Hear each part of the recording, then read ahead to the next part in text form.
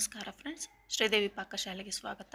ನಾನು ಇಂದು ಒಂದು ಒಳ್ಳೆ ಹೆಲ್ದಿಯಾದ ಬ್ರೇಕ್ಫಾಸ್ಟನ್ನು ಮಾಡಿ ತೋರಿಸುತ್ತೇನೆ.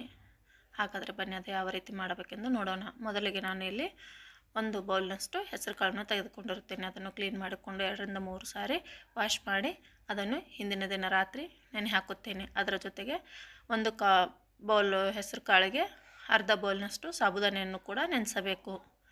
ಮರುದಿನ ಮುಂಜಾನೆ ನೆನೆದ ಹೆಸರುಕಾಳು ಮತ್ತು ಸಾಬುದಾನೆಯನ್ನು ಮಿಕ್ಸರ್ ಜಾರ್ಗೆ ಹಾಕಿಕೊಂಡು ಇದನ್ನು ನುಣ್ಣಗೆ ರುಬ್ಬಿಕೊಳ್ಳಬೇಕು.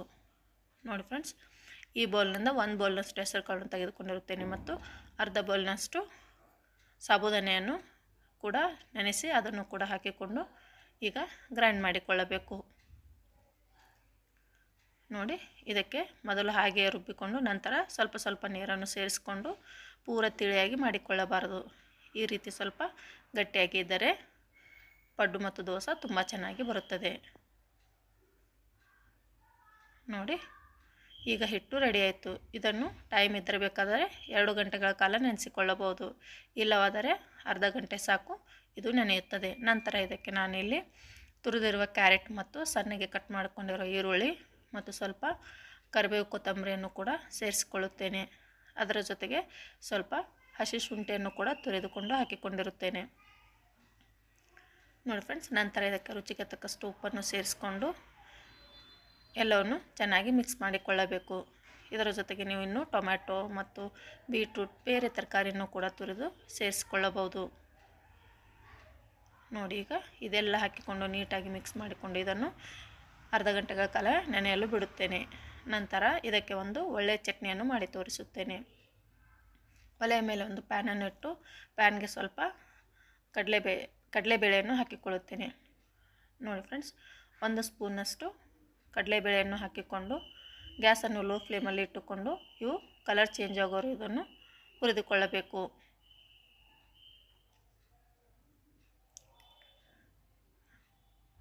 ನೋಡಿ, ಸ್ವಲ್ಪ ಅದಕ್ಕೆ ಎಣ್ಣೆಯನ್ನು ಸೇರಿಸಿಕೊಂಡು ಇವುಗಳನ್ನು ಸ್ವಲ್ಪ ಬೆಚ್ಚಗೆ ಮಾಡಿಕೊಳ್ಳಬೇಕು. ಕಡಲೆಬೇಳೆ ಉದ್ದಿನಬೇಳೆಯನ್ನು ಬಳಸಿಕೊಂಡು ಚಟ್ನಿ ಮಾಡೋದರಿಂದ ಚಟ್ನಿಯ ಟೇಸ್ಟ್ ತುಂಬ ಚೆನ್ನಾಗಿ ಬರುತ್ತದೆ. ನೋಡಿ, ಮಕ್ಕಳು ಸಾಯಂಕಾಲ ಮನೆಗೆ ಬರೋ ಟೈಮಿಗೆ ಈ ರೀತಿ ಒಂದು ಹೆಲ್ದಿಯಾದ ಬ್ರೇಕ್ಫಾಸ್ಟನ್ನು ಮಾಡಿದರೆ ತುಂಬ ಇಷ್ಟಪಟ್ಟು ತಿನ್ನುತ್ತಾರೆ. ನೋಡಿ, ಕಡಲೆಬೇಳೆ ಬಣ್ಣ ಸ್ವಲ್ಪ ಚೇಂಜ್ ಆದ ಮೇಲೆ 1 ಸ್ಪೂನಷ್ಟು ಉದ್ದಿನಬೇಳೆಯನ್ನು ಕೂಡ ಸೇರಿಸಿಕೊಳ್ಳುತ್ತೇನೆ. ನಂತರ ಇದಕ್ಕೆ ಅರ್ಧ ಸ್ಪೂನಷ್ಟು ಮೆಂತ್ಯಕಾಳನ್ನು ಹಾಕಿಕೊಂಡು ಅವುಗಳನ್ನು ಕೂಡ ಚೆನ್ನಾಗಿ ಹುರಿದುಕೊಳ್ಳುತ್ತೇನೆ. ನಂತರ ಇದಕ್ಕೆ 4 ರಿಂದ 5 ಬೆಳ್ಳುಳ್ಳಿ ಎಸಳು ಮತ್ತು ಅರ್ಧ ಈರುಳ್ಳಿ, ಸ್ವಲ್ಪ ಜೀರಿಗೆ ಮತ್ತು 1-2 ಒಣಮೆಣಸಿನಕಾಯನ್ನು ಕೂಡ ಸೇರಿಸಿಕೊಳ್ಳುತ್ತೇನೆ. ನೋಡಿ, ಇದಕ್ಕೆ ಇನ್ನೂ ಸ್ವಲ್ಪ ಎಣ್ಣೆಯನ್ನು ಹಾಕಿಕೊಂಡು ಹುರಿದುಕೊಳ್ಳಬಹುದು.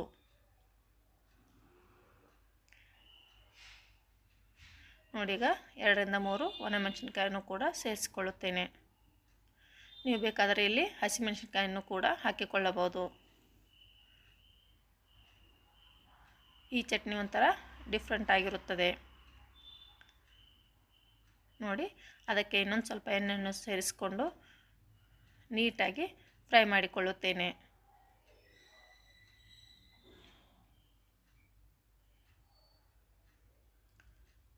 ನೋಡಿ, ಈ ರೀತಿ ಕಲರ್ ಚೇಂಜ್ ಆಗೋವರೆಗೂ ಇದನ್ನು ಹುರಿದುಕೊಳ್ಳಬೇಕು. ನಂತರ ಇದಕ್ಕೆ ಸ್ವಲ್ಪ ತೆಂಗಿನಕಾಯಿ ತುರಿಯನ್ನು ಕೂಡ ಸೇರಿಸಿಕೊಂಡು ಅದನ್ನು ಕೂಡ ಸ್ವಲ್ಪ ಬೆಚ್ಚಗೆ ಮಾಡಿಕೊಳ್ಳುತ್ತೇನೆ. ಈ ರೀತಿ ಎಲ್ಲವನ್ನು ಹಾಕಿಕೊಂಡು ಬಿಸಿ ಮಾಡೋದರಿಂದ ಚಟ್ನಿ ಬೇಗ ಹಾಳಾಗೋದಿಲ್ಲ. ಅದಕ್ಕೆ ಸ್ವಲ್ಪ ಫ್ರೆಶ್ ಆಗಿರುವ ಕರಿಬೇವು ಮತ್ತು ಕೊತ್ತಂಬರಿಯನ್ನು ಸಣ್ಣದಾಗಿ ಕಟ್ ಮಾಡಿಕೊಂಡು ಅದನ್ನು ಕೂಡ ಸೇರಿಸಿಕೊಂಡು ಅದನ್ನು ಕೂಡ ಸ್ವಲ್ಪ ಬೆಚ್ಚಗೆ ಮಾಡಿಕೊಳ್ಳುತ್ತೇನೆ. ನೋಡಿ ಫ್ರೆಂಡ್ಸ್, ಎಲ್ಲ ಪದಾರ್ಥವನ್ನು ಈ ರೀತಿ ನೀಟಾಗಿ ಫ್ರೈ ಮಾಡಿಕೊಂಡು ಚಟ್ನಿ ಮಾಡಿದರೆ ಬೇಗ ಕೂಡ ಹಾಳಾಗುವುದಿಲ್ಲ ಮತ್ತು ಟೇಸ್ಟ್ ತುಂಬ ಅದ್ಭುತವಾಗಿರುತ್ತದೆ. ನೋಡಿ, 1 ರಿಂದ 2 ನಿಮಿಷಗಳ ಕಾಲ ಇದನ್ನು ಈ ರೀತಿ ಫ್ರೈ ಮಾಡಿಕೊಂಡು ಸ್ವಲ್ಪ ತಣ್ಣಗಾಗಲು ಬಿಡುತ್ತೇನೆ. ಈ ರೆಸಿಪಿ ಇಷ್ಟ ಆದರೆ ಪ್ಲೀಸ್ ಒಂದು ಲೈಕ್ ಮಾಡಿ, ಶೇರ್ ಮಾಡಿ, ಕಮೆಂಟ್ ಮಾಡಿ ಮತ್ತು ನನ್ನ ಚಾನಲನ್ನು ಸಬ್ಸ್ಕ್ರೈಬ್ ಮಾಡಿ ನೋಡಿಕೊಳ್ಳುತ್ತಿದ್ದರೆ ಪ್ಲೀಸ್ ಸಬ್ಸ್ಕ್ರೈಬ್ ಮಾಡಿಕೊಂಡು ಸಪೋರ್ಟ್ ಮಾಡಿ. ನೋಡಿ, ಈಗ ಇದು ಪೂರ್ತಿಯಾಗಿ ತಣ್ಣಗಾದ ಮೇಲೆ ಒಂದು ಮಿಕ್ಸರ್ ಜಾರ್ಗೆ ಹಾಕಿಕೊಂಡು ನುಣ್ಣಗೆ ರುಬ್ಬಿಕೊಳ್ಳುತ್ತೇನೆ.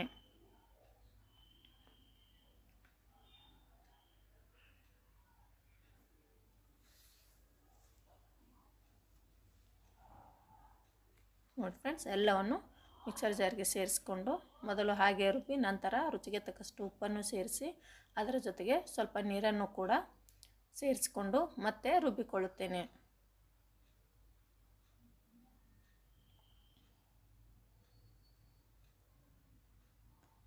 ನೋಡಿ, ಈಗ ಟೇಸ್ಟಿಯಾದ ಒಂದು ಒಳ್ಳೆ ಚಟ್ನಿ ರೆಡಿ ಆಯಿತು. ಬೇಗನೆ 10ರಿಂದ 12 ನಿಮಿಷಗಳಲ್ಲಿ ಈ ಚಟ್ನಿ ರೆಡಿ ಆಗುತ್ತದೆ. ನೋಡಿ, ಈಗ ಅರ್ಧ ಗಂಟೆಗಳ ಕಾಲ ಹಿಟ್ಟು ನೆನೆದಿರುತ್ತದೆ.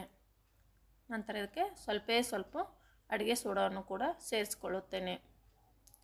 ಬೇಕಾದರೆ ಹಾಕಿಕೊಳ್ಳಬಹುದು, ಇಲ್ಲವಾದರೆ ಸ್ಕಿಪ್ ಮಾಡಿಕೊಳ್ಳಬಹುದು. ನೋಡಿ, ಈಗ ಒಲೆ ಮೇಲೆ ಒಂದು ಪಡ್ಡಿನ ಮನೆಯನ್ನು ಇಟ್ಟು ಅದಕ್ಕೆ ಸ್ವಲ್ಪ ಎಣ್ಣೆಯನ್ನು ಹಾಕಿಕೊಂಡು ಸ್ವಲ್ಪ ಬಿಸಿಯಾದ ಮೇಲೆ ಇದಕ್ಕೆ ಹಿಟ್ಟನ್ನು ಸೇರಿಸಿಕೊಳ್ಳುತ್ತೇನೆ. ನೋಡಿ, ಈಗ ನಿಧಾನವಾಗಿ ಈ ರೀತಿ ಪಡ್ಡನ್ನು ಹಾಕೋದ್ರಿಂದ ಇವು ತುಂಬ ಟೇಸ್ಟಿಯಾಗಿ ಬರುತ್ತವೆ.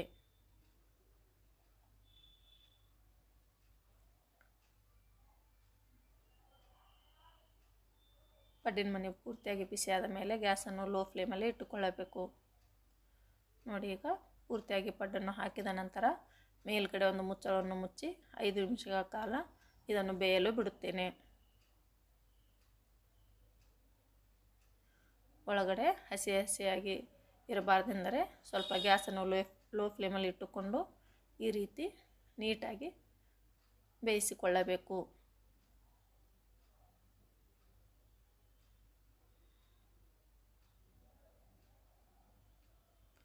ನೋಡಿ ಫ್ರೆಂಡ್ಸ್, ನಿಧಾನವಾಗಿ ಈ ರೀತಿ ತಿರುವಿ ಹಾಕಿಕೊಳ್ಳುತ್ತೇನೆ. ಮೇಲ್ಗಡೆ ಕ್ರಿಸ್ಪಿಯಾಗಿ ಮತ್ತು ಒಳಗಡೆ ಮೃದುವಾಗಿ ಬರುತ್ತದೆ.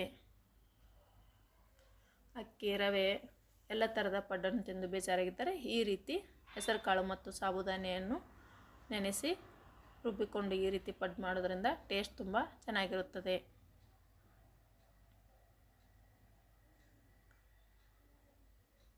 ನೋಡಿ, ಈಗ ಎಲ್ಲವನ್ನು ನಾನು ತಿರುವಿ ಹಾಕಿಕೊಂಡಿರುತ್ತೇನೆ. ತಿರುವಿ ಹಾಕಿದ ಮೇಲೆ ಮತ್ತೆ 3ರಿಂದ 4 ನಿಮಿಷಗಳ ಕಾಲ ಇದನ್ನು ಬೇಯಲು ಬಿಡಬೇಕು. ಎಷ್ಟು ನಿಧಾನವಾಗಿ ಬೇಯಿಸಿಕೊಳ್ಳುತ್ತೇವೆ ಅಷ್ಟು ಒಳಗಡೆ ಪೂರ್ತಿಯಾಗಿ ಬೆಂದು ಮತ್ತು ಟೇಸ್ಟಿಯಾಗಿ ಬರುತ್ತದೆ. ನೋಡಿ, ಎಷ್ಟೊಂದು ಚೆನ್ನಾಗಿ ಬೆಂದಿರುತ್ತದೆ.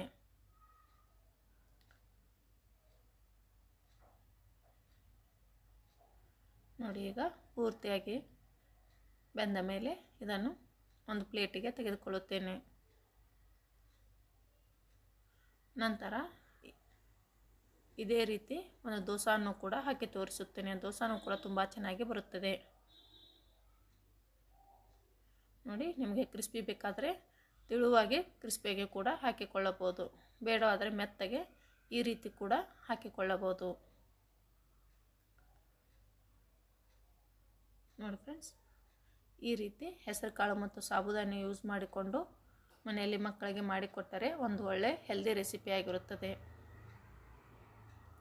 ನೋಡಿ, ಈಗ ದೋಸೆ ಎಷ್ಟೊಂದು ನೀಟಾಗಿ ಬೆಂದಿರುತ್ತದೆ. ಗ್ಯಾಸನ್ನು ಲೋ ಫ್ಲೇಮಲ್ಲಿ ಇಟ್ಟುಕೊಂಡು ಬೇಯಿಸಿದರೆ ಸ್ವಲ್ಪ ಕಲರ್ ಬ್ಲ್ಯಾಕ್ ಆಗಿ ಬರೋದಿಲ್ಲ, ಇಲ್ಲವಾದರೆ ಬ್ಲ್ಯಾಕ್ ಆಗಿ ಬರುತ್ತದೆ.